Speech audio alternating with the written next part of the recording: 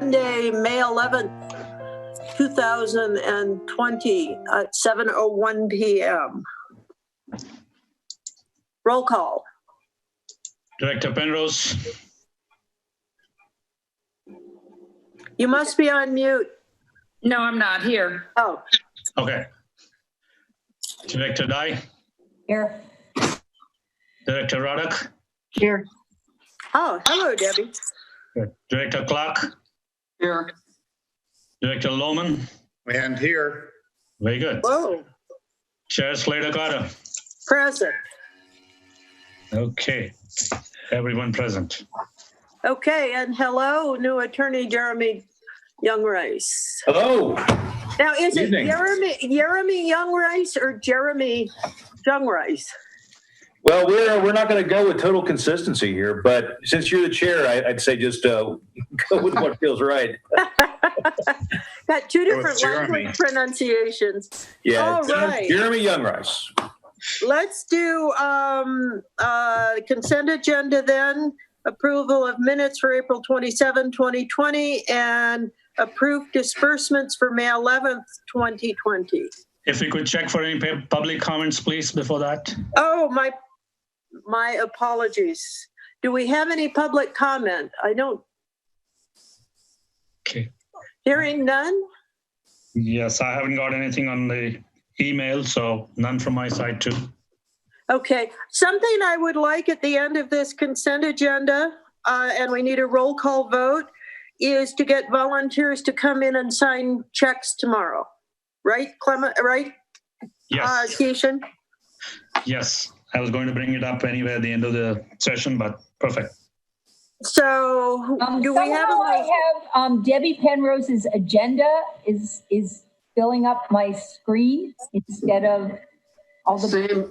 Same here. It's covering 90% of my screen. Well, maybe I'll just stop that. Yeah, you're sharing. That would be great. Thank you. You're sharing content. I thought it would be a kind thing to do. Okay, I'm going to stop. I'm going to stop your screen sharing, Penrose. No, I stopped it. I think I did. No? No, we still see it. Okay, I'm going to stop, okay? Whoa. Well, Oh. that made it even more interesting. It just got curved. Yeah, what's happening? I have not been drinking. Oh, That's a lie. Okay. I thought you were going to say yet. Oh. that comes later, yes. Maybe if she stops video and then turns it back on again. That's probably a good idea. Wait a minute. Let me see. Oh, there we go. Here we go. Yes. Thank you. Okay, so do we have a motion to approve the minutes for April 27th and the So moved. disbursement? Thank you, Dr. Penrose. And a second? Second from Matthew Clark. Roll call vote, please. Director Penrose, Yes. Director Lohman, Yes. Director Dye, Aye. Director Roddick, Yes. Director Clark, Aye. Chair Slater Carter. Yes. Motion carries unanimously. Yes. We're moving on to regular business. Discuss proposed revised general budget for fiscal year 2020 to 2021 and authorize the general managers to submit it to member agencies for approval. Okay, I'm going to share my screen.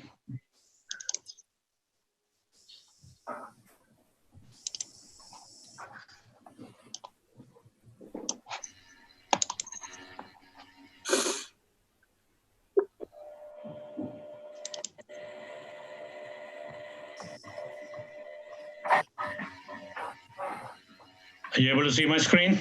Yes. Yes. Okay, this is the revised general budget. We had discussed the proposed general budget in our last board meeting. And subsequent to that, we had discussions with the member agency managers and thereafter with the finance committee. And we made some revisions in that. And those revisions have already been addressed in the staff report, but to reiterate again, there was a certain amount of revenue coming in from collections to the general budget as to the amount of 180,000. It was discussed and it was felt that this should be removed, and it should be removed as expenditure from collections and also as revenue from general budget. And therefore, as a result of it, the general budget had to be revised, for which the changes are shown here in the slide. As per the board meeting of 4/27, which is the second column, that was the amount indicated as assessment for the respective agencies. And due to the deletion of the overhead revenue of 180,000, the revised amounts are shown in the fourth column. And therefore, if you compare that to the adopted 19-20 budget, there is a slight change. There is a very slight change in the Half Moon Bay assessment. And for GCSD, there is a decrease of 9.4%. And for Montara, there is an increase of about 3.62%. So there is an overall decrease of 1.4%. And I'm not going through the details of the budget because that has already been discussed in the last board meeting. There's no change other than only this amount. Any questions? So at this moment, staff is... Keishan, nothing has changed since the finance committee reviewed this, right? Nothing has changed. This has been reviewed by the member agency managers as well as the finance committee, and nothing has been changed. Okay. So staff is requesting that the board of directors authorize the general manager to submit this detailed budget, detailed proposed general budget along with this revisions to the member agencies so that they can take it up at their respective council or board as the case may be. Any questions, discussion? So moved. Wow. Do we have a second to Matthew's motion? Second. Thank you, Barbara. Let's have a roll call vote. Questions? Okay, we've already called for discussion. We've already been through this a number of times. These are relatively minor revisions. This is the first time since I've been involved with this agency that I feel like there's a budget that really makes sense and seems appropriate, and the direction that Tim's going seems to be very well thought out, very well considered, and I'm very happy to support this budget. Thank you. Let's have a roll call vote, please. Director Penrose. Aye. Director Lohman. What's another 55,000 among friends? Yes. Director Dye. Yes. Director Roddick. Yes. Director Clark. Aye. Chair Slater Carter. Aye. Motion carries unanimously. Moving on to item B of regular business. Discuss the proposed contract collection services budget for fiscal year 2020 and 2021. Authorize the general manager to submit it to the participating agencies for approval. So the collection, this is the draft collection budget, and this has also been discussed with the member agency managers and the finance committee. And from our last meeting with the finance committee, there has been no change. This has been brought to the board for the first time, so I'll go over it in detail and walk you through how we, what are the assumptions we did and what is the ultimate result of the budget. So we have assumed that all agencies will now have a minimum of 50% of their lines. Christian, can you make this bigger? Sure. Thank you. Oh, that's great. Excellent. Thank you. Okay. Okay, sorry about it. All agencies will now have a minimum of 50% of their lines cleaned on an annual basis. So that what it means is we would first go ahead and clean 50% of their lines for all the agencies, and with the leftover time, couple of months or whatever, SAM staff is going to sit with the member agency managers and then draft a schedule for the ones which are not required, which are required to be cleaned for the rest of the year.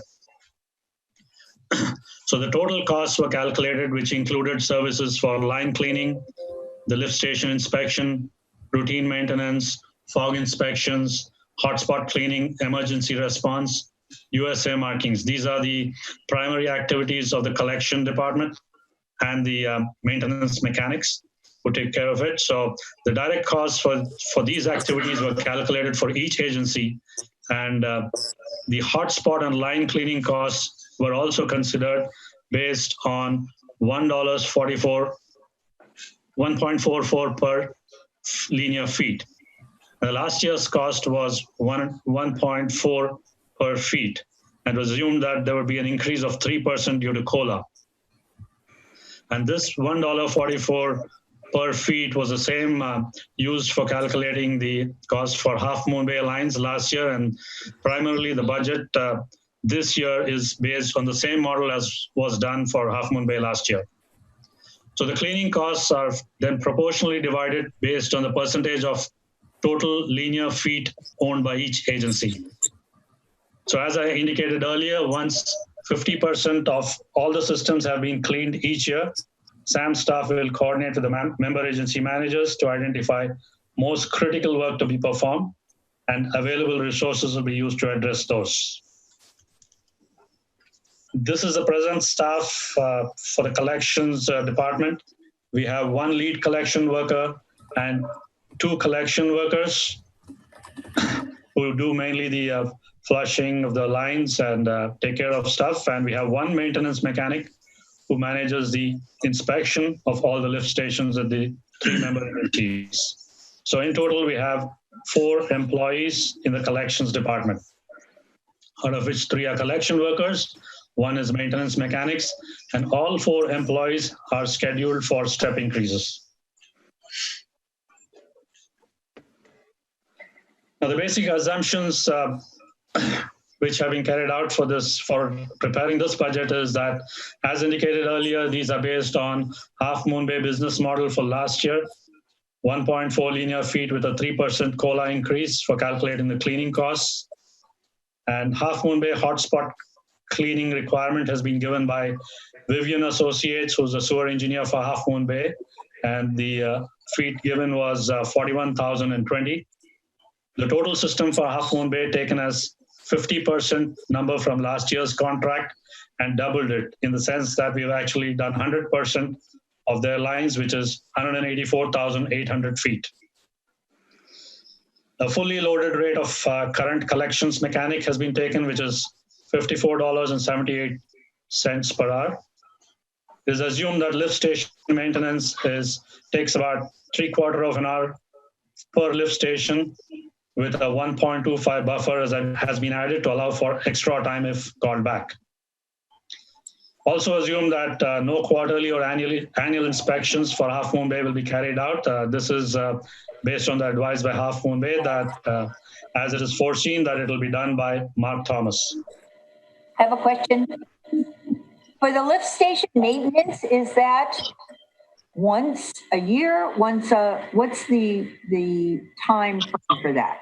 Yeah, the lift station inspection that will come in my futures in my next slides, but Oh, it's okay. going to be it's going to be once every week for Half Moon Bay, once every week for Granada, and I believe it's thrice every week for Montero. Oh, okay, thank you. Besides that, we have quarterly and annual inspections. So that's what's mentioned in in the point number 7, where we do quarterly and annual inspections for Half Moon Bay. It's, I believe next year onwards, they would want Mark Thomas to do that.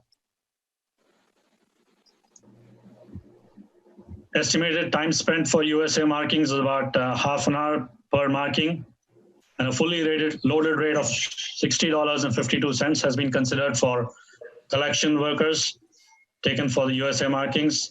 And fog and USA quantities are based on 2019 and 20. Fog is the fats, oils, and greases inspection, which is carried out at various restaurants. And the USA is a dig alert, which is based on requests.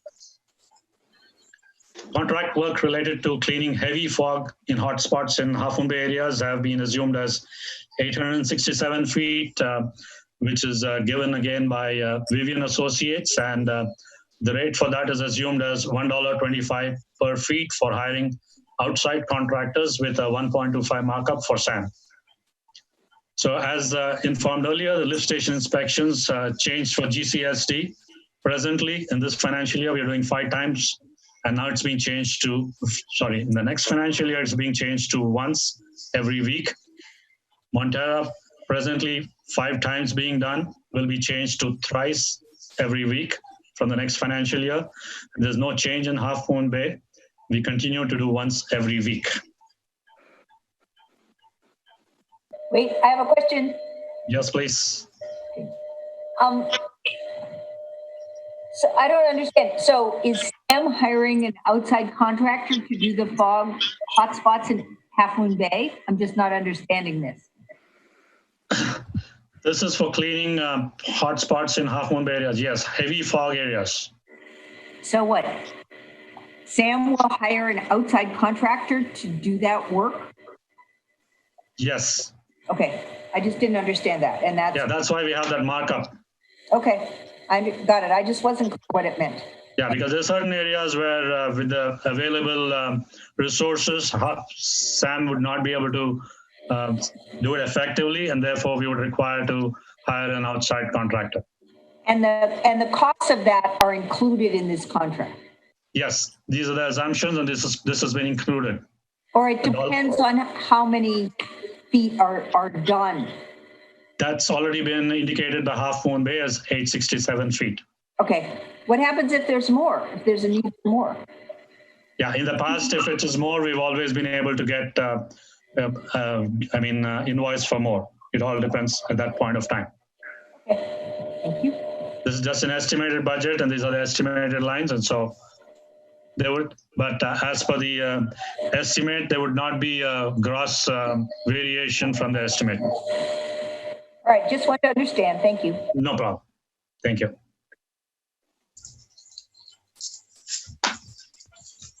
Okay, this is the agency fees for the collection system. You have Half Moon Bay. There is a change of 48,551. So there is an increase in Half Moon Bay by about 27%.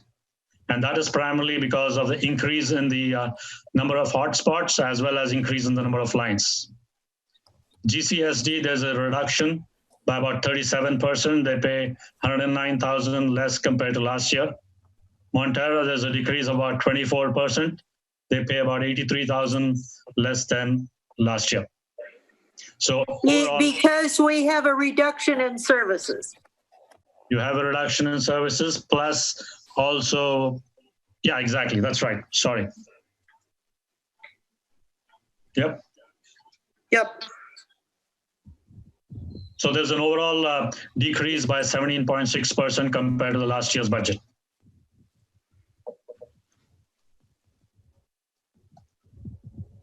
So this is the same figures giving you an indication in the form of a pie chart. This is the detail of the budget, which is already in your packet, which gives details of various Kitchen, categories. could you back up one slide real quick? Yeah. This one? Yeah. The This pie one? chart. The pie chart. Okay.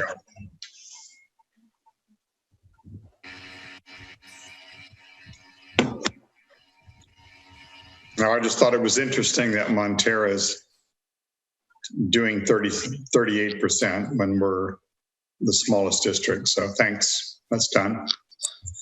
Okay, it's purely based on the linear feet. Got it. Okay.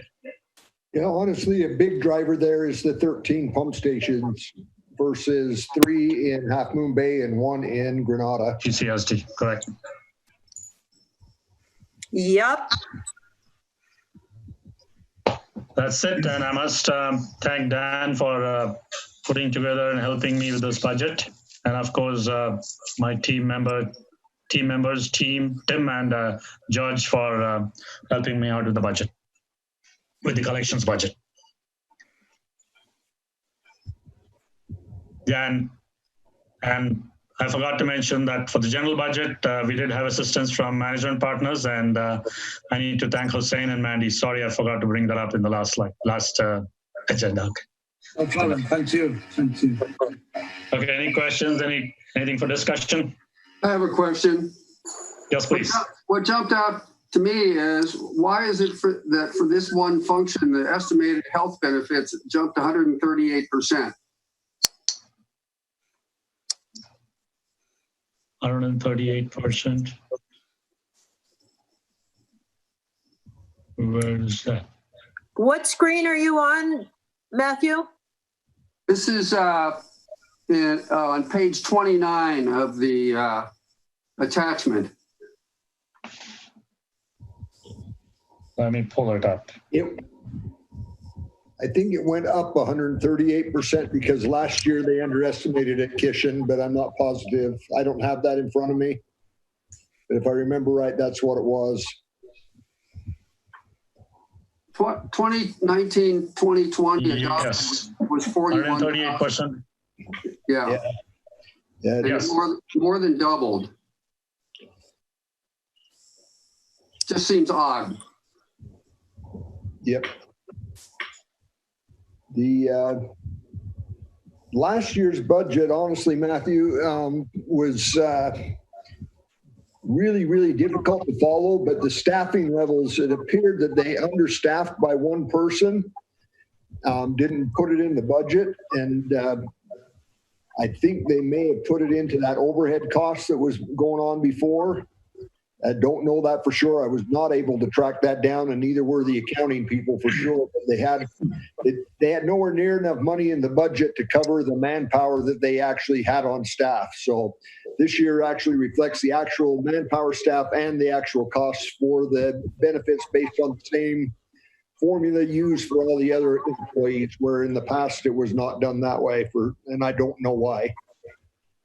Not only that, when the last year's budget was prepared, it was assumed that a certain portion, a certain number of hours were only required from a certain employee, and therefore only that was put in the budget. Like, for example, if it was, say, X or Y, it was assumed that maybe 60% of his time he spends at the treatment plant, the 40% is used for collection. So that assumption was made. Whereas right now, what we're doing is we have made it, we have assumed that it's 3/4 hours per lift station, and then we have considered the fully loaded rate of 54.78. While last year's budget, although they used the same loaded rate, they considered a percentage of that. Does it make sense? I see. So essentially the cost is really the same or approximately the same, but it just somehow shifted it to a different column. Yeah, exactly. And the assumptions were different. Also, I think this year we have a more accurate, really actually looks at the action of the various functions that Sam does, and requires some tweaking compared to last year. Yeah, and we've had literally 2 or 3 iterations, discussions with member agency managers, after which we came up with this budget. We discussed it literally thrice, if I'm right.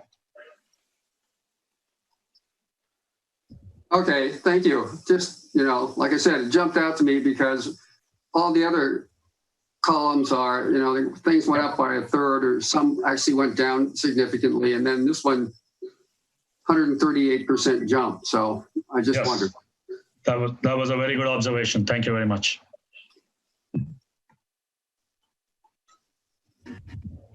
Any other questions? Any discussions?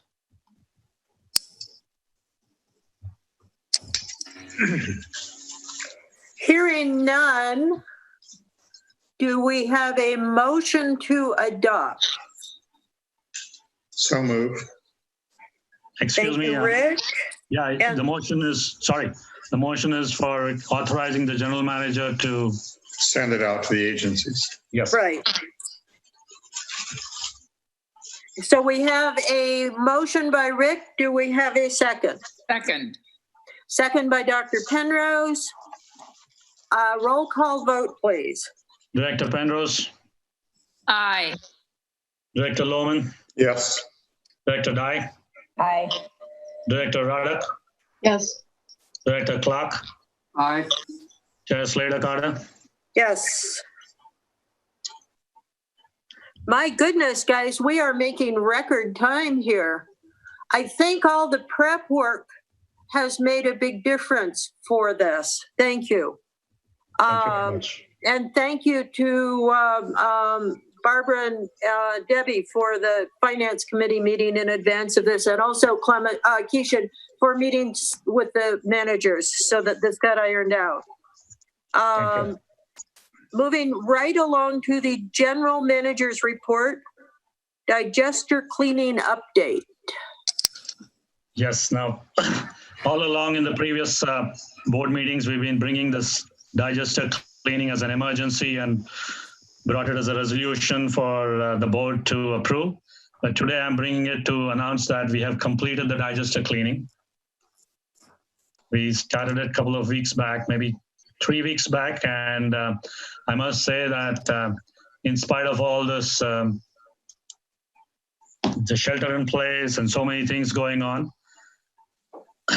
staff under the leadership of Tim have done an excellent job, and we've been able to do it with no issues and completed the cleaning.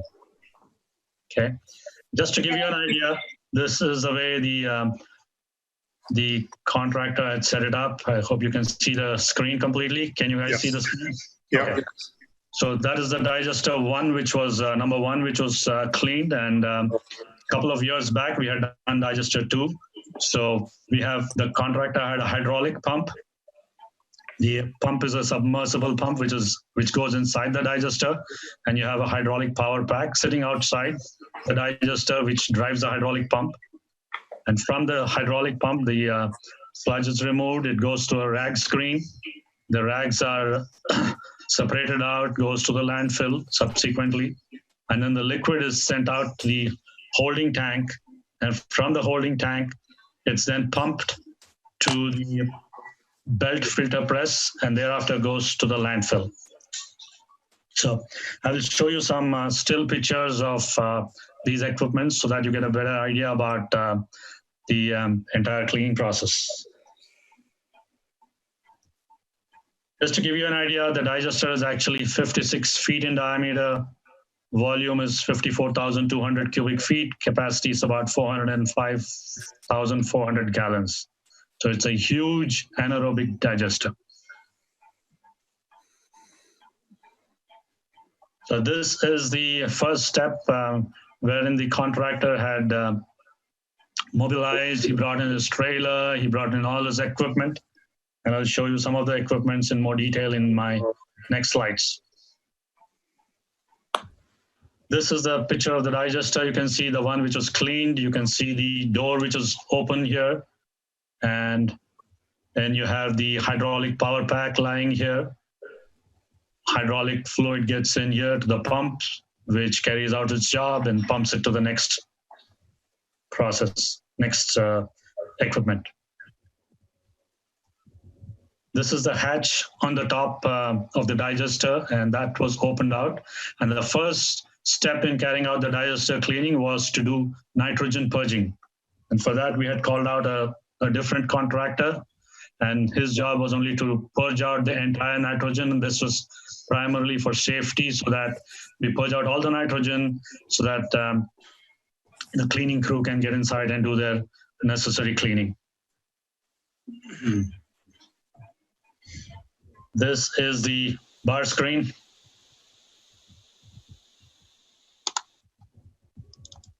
Oops, sorry.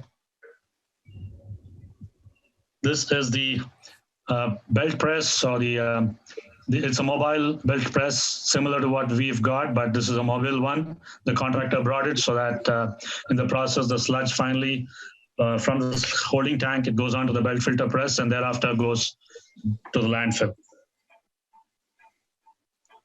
This is a picture of the holding tank, which is prior to the belt filter press. And from here, it goes to the belt filter press, belt press. This is just to give you an idea about what all comes out from the bar screen. You can see plastic and sludge and all that stuff which came out. Jeez. So Yeah. So it really required cleaning. How much accumulation is that? How many years? I have no idea. I don't know whether it was weighed. I know manifest was created when we sent it out. Tim, do you have any idea? Well, I believe the question was how many years of this. Oh. So they put 2 of these 3-yard bins out about every other day for a week and a half. And that was about 20 yards or 20 years worth of accumulation. And how often is this supposed to be cleaned? 7 to 10 years, depending on the situation. So this is, Past that. we've gotten quite an economy by only having it Well, once every 20 years. that's one way to look at it. Okay. This is the inside of the digester. You can see some of the concrete has got chipped off in certain places. Maybe it's a tar coat or whatever, it's got chipped off. And therefore, what we are planning on doing is we are getting a structural engineer to actually go inside the digester and do an evaluation, which will be done in the next few days. Make sure he doesn't get digested. Yes. Yep. So this is how the interior of the digester looks like. You'll see all the Clean. It looks clean. Yep. No, that was before it was clean. This is before. Yep. Yeah. Yep. This is work in progress.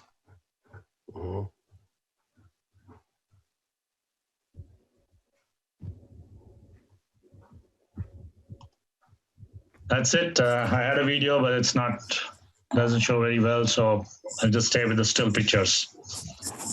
That's all I had on the digester cleaning. So the digester cleaning has been completed, and we're just waiting for the structural evaluation, which will be done possibly on Thursday. And then we can move forward. So what are we doing in the meantime for cleaning? We do have another digester, which we are using. Okay. Tim, would you like to add anything else? In regards to Digester cleaning process or anything for that matter? no, other than the process compared to the last time we did it, it went very smoothly this time. The company that we used, they really got in there. They knew what they were doing. They pretty much got in, got it taken care of, and got out. Yeah. Nice. Yeah. And what do we use the digester tank that we're using right now, the alternate tank, for? What have we been using that for the last 20 years for? We use it for additional storage. The primary digester is heated and mixed. The secondary digester is used for combination of gas storage and sludge storage. And since our holding tank to our belt filter press has no mixing, we keep it in the secondary digester then we mix it in there, and then when we're ready to press, we mix and we transfer it to the holding tank, and then from the holding tank to the belt filter press. Gotcha. Okay. So if we were to do this every 7 to 10 years as recommended, we need to make sure we have that tank available. Correct. Okay. Yep. Good. Well, thank you. Do we have any more questions? Hearing none.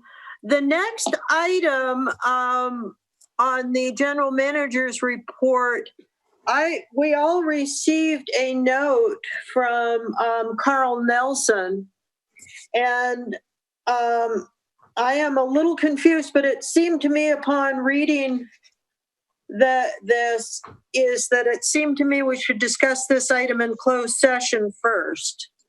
Keishan, was that your understanding? No, I mean, my understanding is that this is a report. We are not, it's just a technical report which we'd like to present to the board, and a decision can be taken, a discussion can be done in the closed session. Okay, sounds good. Okay. Let's go on to the condition assessment of the Princeton force main. Yes, so this is basically a technical report for the condition assessment of the force main, and this is the first time, excuse me, this is the first time that we are doing the condition assessment of the force main, and based on the success of this, we plan on carrying out similar condition assessments of the other force main, which is also called the Montara force main, which goes from Montara coming down all the way to the Portola pump station. That is planned to the next following years. Now, the very purpose of doing this was to assure reliability for the next 60 years, to determine the current condition of the force main, proactively determine if the force main presents a risk of failure. And this also came up because there was a settlement requirement with ERF as a consent decree, so this actually initiated the entire process. So there were many players in this task. Of course, we had the SAM operations and collection system staff, and the entire thing was also led by SRT consultants, who were the engineer of record, who did the planning, logistics, coordination, and then we had the field crew from BAG engineers, who did the soil testing and geotesting, basically.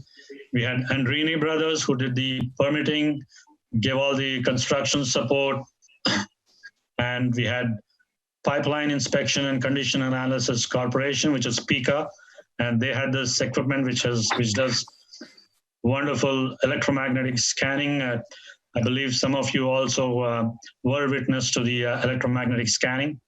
And then we had an association which is DIPRA, which is Ductile Iron Pipe Research Association, which was purely an academic association who wanted to assist us technically, observe, and give us necessary guidance.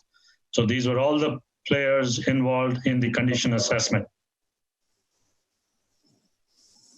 To give you an overview of the Princeton force main, it is basically 8 inches in diameter, made of ductile iron, and the age is about 41 years as of now. It installed in 1979. It is a part of the IPS with a length of about 4,200 feet, the depth of about 4 feet, starting from Princeton Pump Station all the way, goes on, joins the IPS, and this is the Highway 1 here.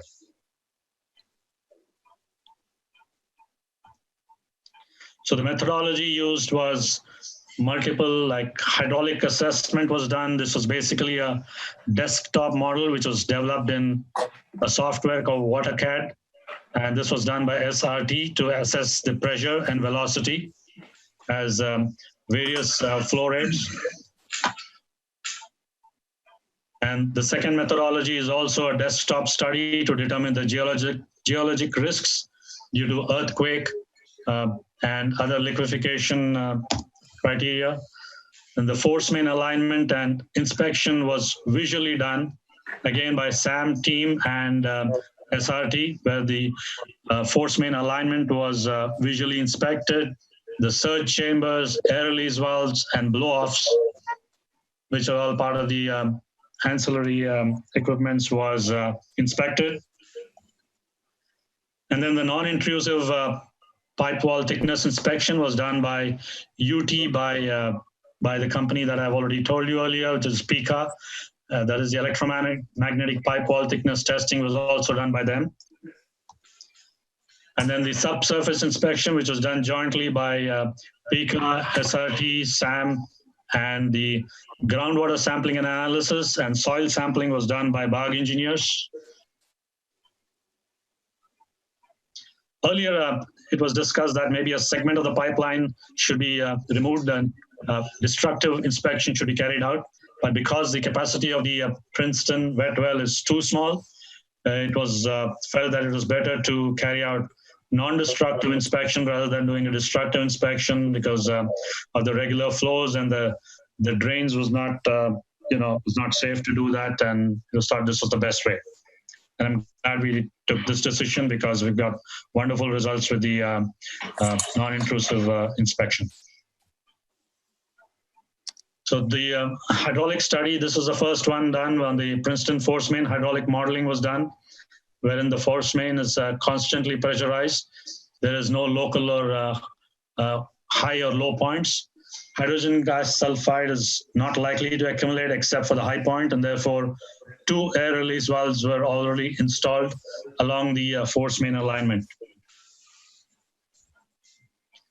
This is to give you an idea about the geology assessment and the seismic assessment which was carried out. I can jump to the results straight away, which is more interesting. This is a surface inspection which was done at Princeton. You can see that the Princeton pump station surge tank, which is on the extreme left side, is actually being installed quite some time back, and unfortunately it has not been, it's not in service, it's not working well, and we need to replace it over a period of time. Then you have the pig launching station, which is also needs to be replaced. That's also on one of our projects to be done in future. And we did inspect the air release valve and the air release valve connection at 2 locations, the California Avenue and the Montero force main.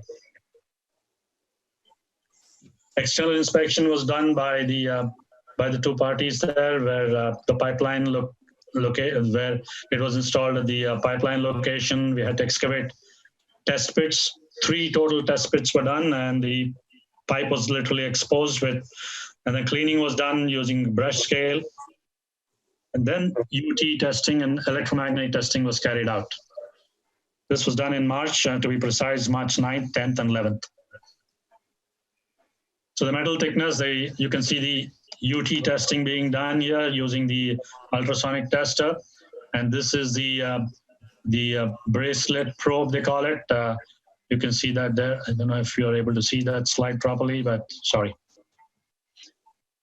The top right-hand one is the probe, which is engulfing the force main pipe. And that's the one which sends a device to the console, which is shown at the bottom. And you have a computer screen there, which takes all the electromagnetic scanning. It gets all the pulses, and you can actually see it on screen, and you get literally live results. So this is the UT readings at different pits. You had test pit 1, test pit 2, and test pit 3, which was done at 3 different locations.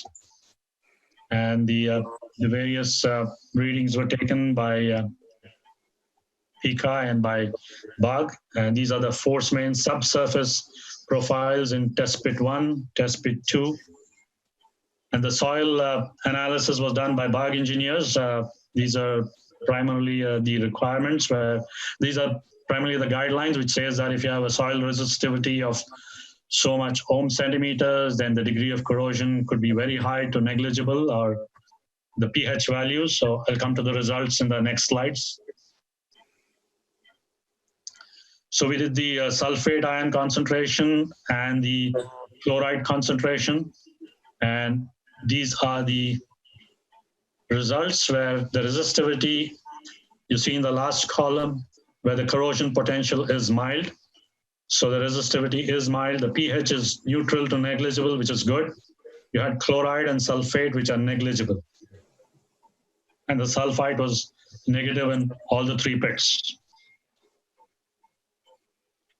So this is the groundwater, which was collected and analyzed by bioengineers, wherein the resistivity is moderate to mild, pH is neutral, chloride is negligible, the sulfate is also negligible. And therefore, what are the conclusions of this assessment? We are glad to inform that the Princeton force main appears to be in a good condition. It does not pose a threat of failure. Good. Hooray! Yay.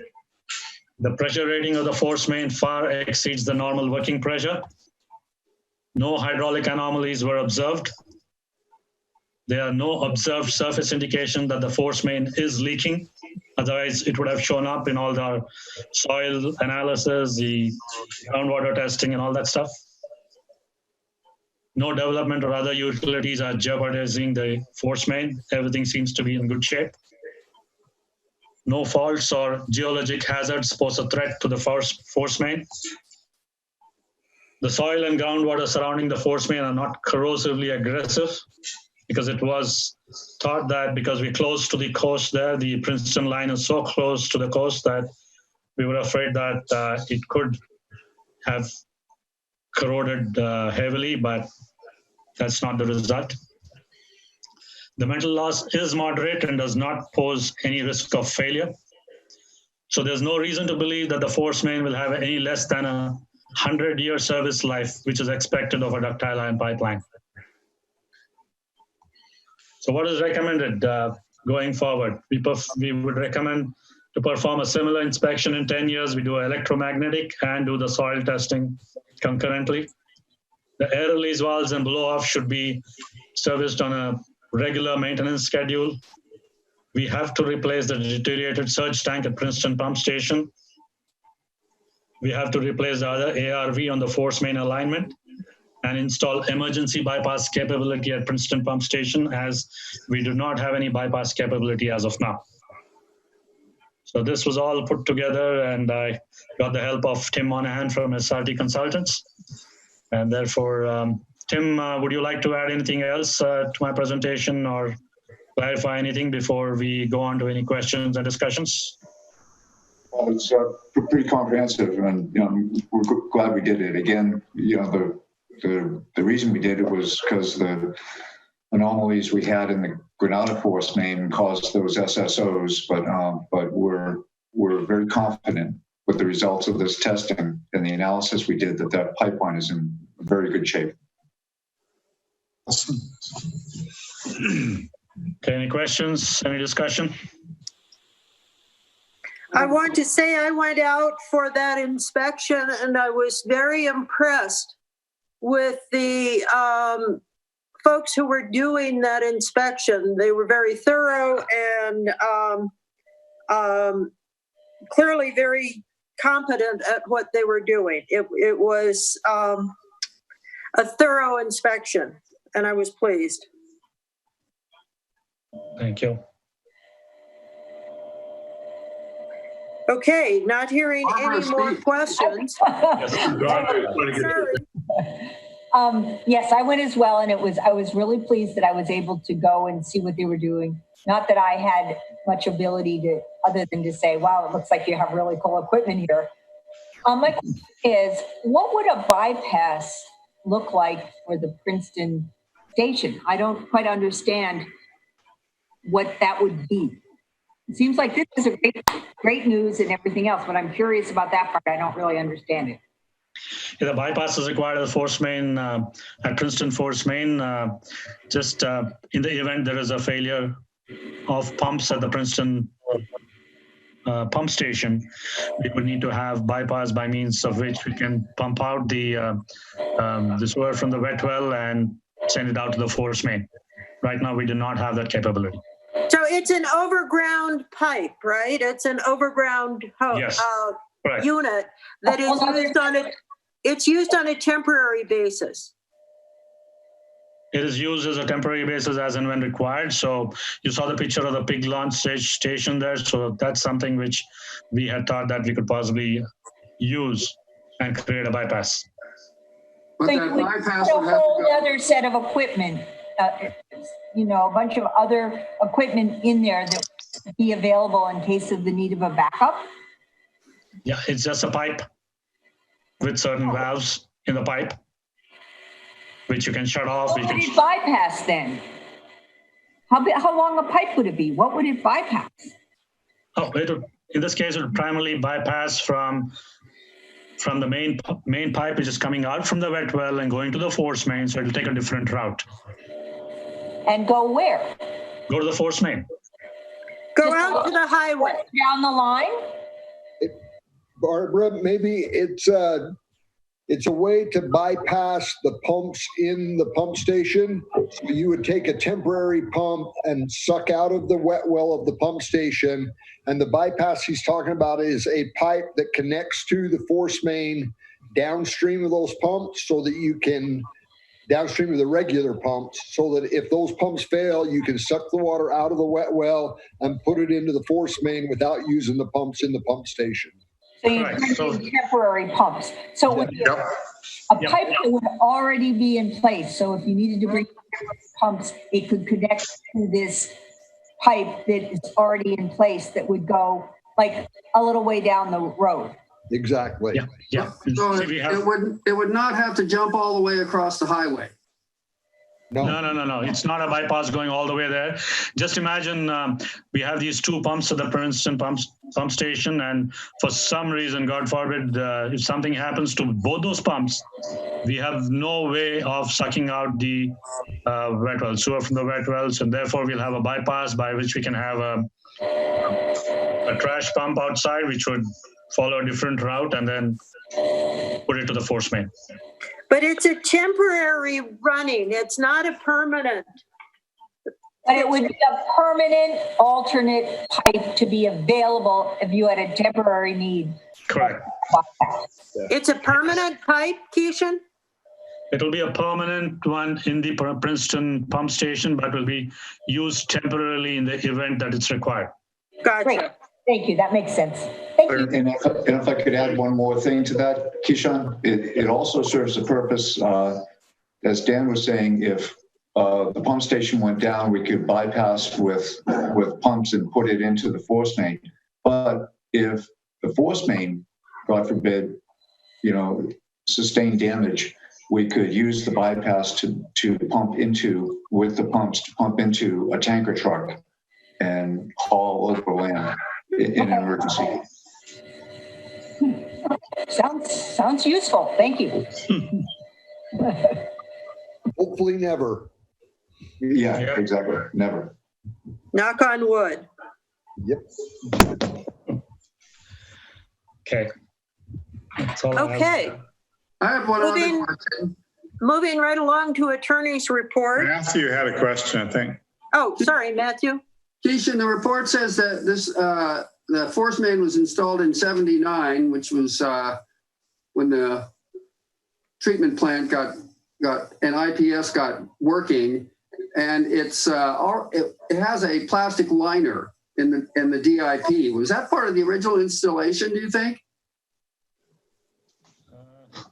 I don't think we have made any changes at all from the original installation. The plastic polyethylene liner is manufactured in the factory. The pipe is manufactured that way. I see. It wasn't a subsequent liner. Yep, it's the original installation. Right. I'm sure it plays a key role in keeping that in the pipeline in good shape. Oh, of course, yes. Yep. Yeah. Very valuable. Yeah. Thank you. Okay, do I see any more questions? I don't see anybody waving their hand, so we will move on to attorney's report. Carl? Jeremy? I've got a couple of things to discuss in closed session. I think I'll let those stand as the attorney's report unless Jeremy has any. I think that makes sense. Okay, then moving right along to director's report. Not hearing anybody waving, seeing anybody. Moving right along then to topics for future board considerations, and that is an attachment. I won't bother reading it this time. And we will move into closed session. So we will recess and convene in 5 to 10 minutes when everybody's present. Can we just stay on or do we have to quit? We can just stay.